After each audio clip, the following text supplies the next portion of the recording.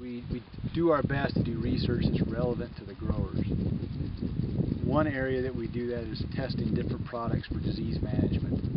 There be rhizoctonia, pink rot, early blight, or white mold. Those are some of the major ones that we work with. And the Idaho Potato Commission will fund some of this research, and it allows us to pick maybe the products that we think will work the best. So we may pull products from different companies and put them together in a way that will give, hopefully, the most economic control for the growers. And by doing that, we're sometimes trying to find the best things from different companies, rather than having one company say, hey, use all of our products because we can take care of you.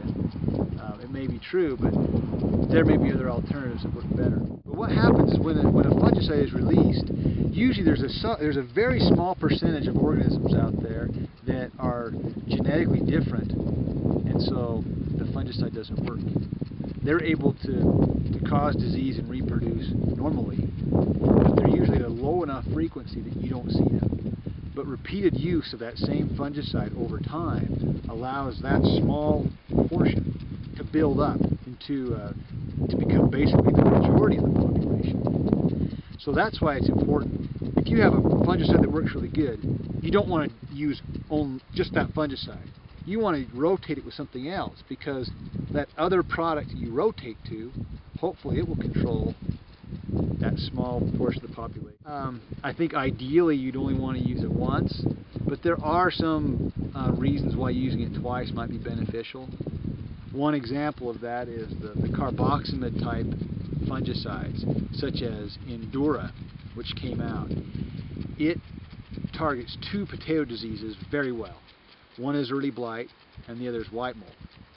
Now, the biology of managing white mold is you need two applications in a fairly narrow window of time, and so you would want to put Endura on in that window to try to get your best white mold control.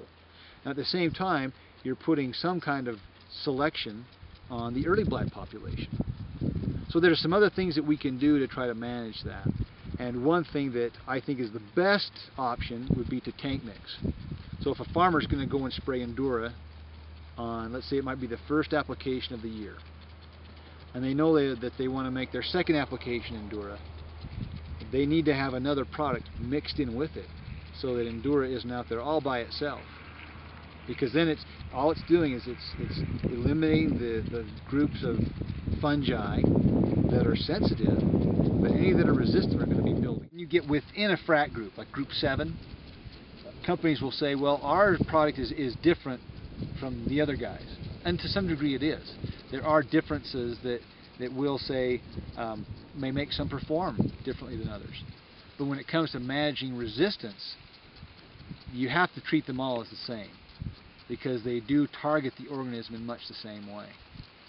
So to play it safe, we do say if you're using you go out and you spray a fungicide, and it's in a certain, and the group number is usually right on the label, right on the front page. It'll say group 11. The labeling will say, no more than 2 consecutive applications.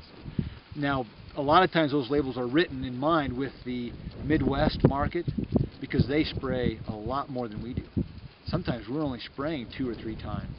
And when that's the case, I don't think we can spray back to back. Or if we do, we need to have a mixture in there. And that's, in my mind, the best way for us to maintain the longevity of these products. And the mindset we don't want people to fall into is, it works well, why do anything else? I'll use it until it dies, and by then the companies will have come up with another product. Once upon a time that used to be true, but anymore there's not a lot of new products being developed. And the products that are being developed, a lot of them fit into the same frat group of products we already have. So it's not like we're getting new products from different groups that are going to help us manage resistance. We have to be good stewards of the ones that we already have in hand.